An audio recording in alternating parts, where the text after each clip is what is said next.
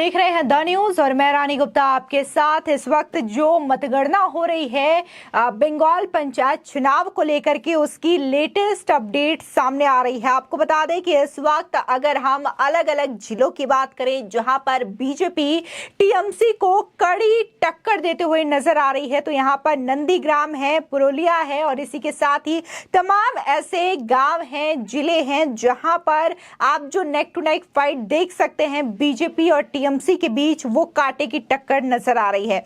इसी के साथ ही एक यहां पर पुरुलिया को लेकर के खबर आई है। ये वही पुरुलिया है जहां पर हाल ही में कुछ दिनों पहले एक बीजेपी कार्यकर्ता की हत्या की गई थी। इसी के साथ ही काफी ज्यादा वायलेंस किया गया था। और अगर हम 2018 की बात करें तो रामनवमी के दिन यहां पर भारी हिंसा देखने को मिली थी, जहां पर धारा 144 लागू कर दी गई थी, जिसमें एक पुलिसकर्मी भी घायल हुए थे। अब उसी पुरुलिया की जो तस्वीर है वो बदली हुई नजर आ रही है। यहां पर जो बीजेपी है वो दरअसल 38 ग्राम पंचायत सीटों के साथ आगे चलती हुई दिखाई दे रही है। इसी के साथ ही जो शुवेंदु अधिकारी जो कि बीजेपी के नेता हैं, उनकी बात की जाए तो इनके भी क्षेत्र का जो हाल है वो काफी ज्यादा अच्छा है।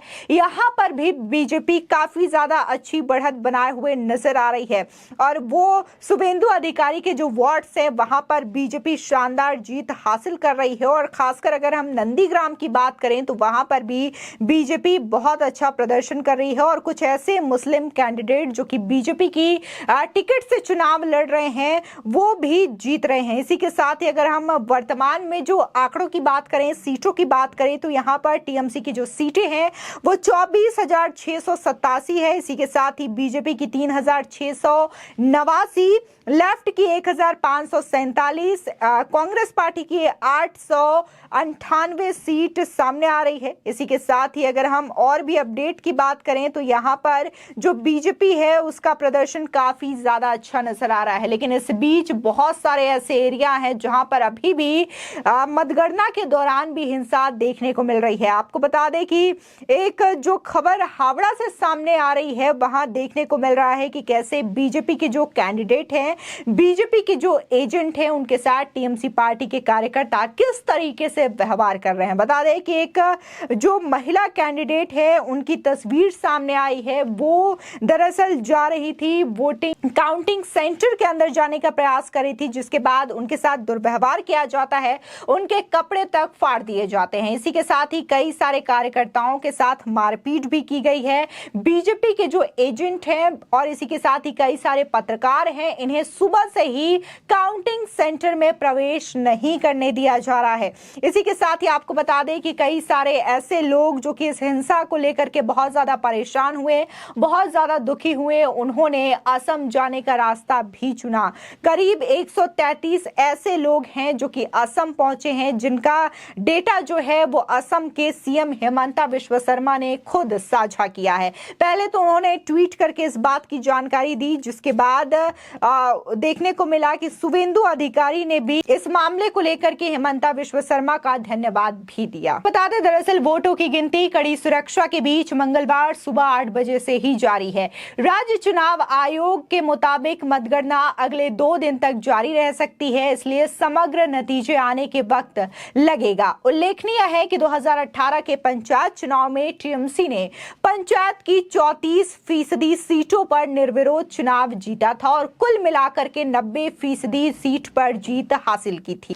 लेकिन अगर यहां पर हम बात करें बीजेपी के वोटिंग शेयर्स का, तो यहां पर जो बीजेपी का वोटिंग शेयर है वो इस साल बढ़ा है। जो 19% वोटिंग शेयर रहा था 2018 में बीजेपी का, वो बढ़ करके अब 37% हो गया है। ऐसे में माना जा रहा है कि बहुत सारे ऐसे एरिया हैं जहां पर टीएमसी को कड़ी टक्कर देते हुए बीजेपी पार्टी नजर आ रही है। खासकर अगर हम वीरभूम की बात करें, जो कि ममता बनर्जी का गांव है, ममता बनर्जी का गढ़ माना जाता है, वहां पर भी बीजेपी जो है शानदार जीत हासिल करते हुए नजर आ रही है। इसी के साथ ही नंदीग्राम की बात की जाए तो वहां पर भी बीजेपी जीत रही है। और पुरुलिया की बात की जाए जो कि हिंसा का भी शिकार हुआ था, एक ऐसा जिला जहां पर बहुत ज्यादा वायलेंस भी देखने को मिला चुनाव के दौरान, तो वहां पर भी बीजेपी जीतती हुई नजर आ रही है। आपको बता दें कि बांकुरा के शालतोरा में बीजेपी विधायक चंदना बावरी की कार पर कथित तौर पर पथराव भी किया गया। दरअसल बीजेपी ने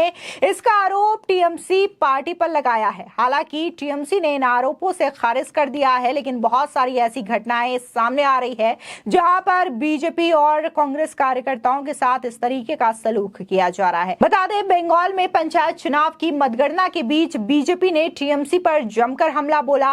पार्टी के राष्ट्रीय प्रवक्ता संबित पात्रा ने आरोप लगाया है कि पंचायत चुनाव के नामांकन से लेकर अब तक 45 लोगों की हत्या हुई है। उन्होंने कहा है कि बंगाल में लोकतंत्र का मर्डर हुआ है। बीजेपी प्रवक्ता संबित पात्रा ने यह भी कहा कि जिस भूमि से कभी वंदे मातरम के शब्द उपजे थे, आज उसी भूमि पर जिस प्रकार की हिंसा हो रही है वो अपने आप में अप्रत्याशित है। इससे पहले इस प्रकार की हिंसा न तो कभी हमने सुनी थी और ना ही कभी देखी थी। चुनाव और हिंसा आज बंगाल में पर्यायवाची बन चुके हैं। बता दें, पश्चिम बंगाल के डायमंड हार्बर में भी एक मतगणना केंद्र के बाहर देसी बम फेंका गया। वहीं राज्यपाल सीवी आनंद बोस ने आज सुबह दक्षिण 24 परगना के एक मतगणना केंद्र का जायजा भी लिया। इससे पहले राज्यपाल ने गृह मंत्री अमित शाह से मुलाकात कर इस हिंसा की रिपोर्ट भी सौंपी। वहीं बंगाल में पंचायत चुनाव की मतगणना लगातार जारी है, लेकिन इस दौरान मालदा के एक प्रत्याशी के पति ने मतपेटी लेकर भागने का प्रयास भी किया। इससे वहां अफरा तफरी भी मच गई। वहीं नंदीग्राम में कांग्रेस एक ग्राम पंचायत उम्मीदवार पर हमले का आरोप लगाते हुए खंड विकास अधिकारी यानी कि वीडियो के पास शिकायत भी दर्ज कराई गई है। यानी कि कुल मिलाकर के जो है, जब से पंचायत चुनाव की घोषणा हुई है, नामांकन हुआ, चुनाव हुए, उसके बाद से भी लगातार ये जो हिंसा की तस्वीर है वो थमने का नाम नहीं ले रही है।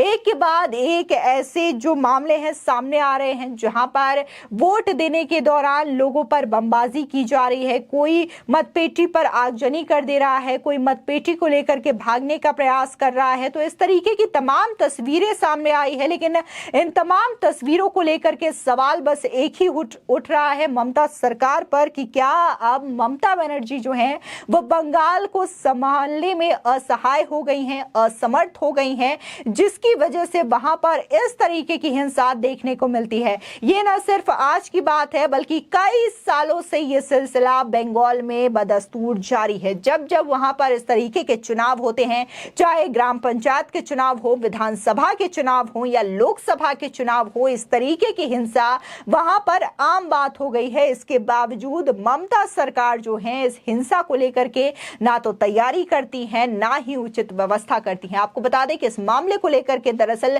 हाईकोर्ट ने भी ममता सरकार को फटकार लगाई थी और यह आदेश दिया था कि जब तक केंद्र सरकार के द्वारा सीआरपीएफ फोर्स ना भेज दिया जाए, बीएसएफ फोर्स की तैनाती ना की जाए, वो चुनाव करवाए ना, यही ज्यादा अच्छा होगा। फटकार लगाने का जो वीडियो था जस्टिस का वो काफी ज्यादा सोशल मीडिया पर वायरल भी हो रहा था। तब भी लोगों ने ममता शासनकाल को लेकर के बहुत बड़ा प्रश्न चिन्ह भी खड़ा किया था। फिलहाल लोगों की उम्मीद जो है वो ये है कि अब बीजेपी जो है वो शानदार प्रदर्शन कर रही है पश्चिम बंगाल में, और यह साफ संकेत है आने वाले लोकसभा चुनाव को लेकर के कि अगर इसी तरीके से बंगाल में बीजेपी डट कर टीएमसी के सामने खड़ी रही तो आने वाले समय में टीएमसी का पत्ता बंगाल से साफ हो सकता है। फिलहाल इस खबर को लेकर के आपकी क्या राय है, हमारे कमेंट सेक्शन में जरूर बताएं। आगे की और भी अपडेट के लिए चैनल को सब्सक्राइब करना ना भूलें।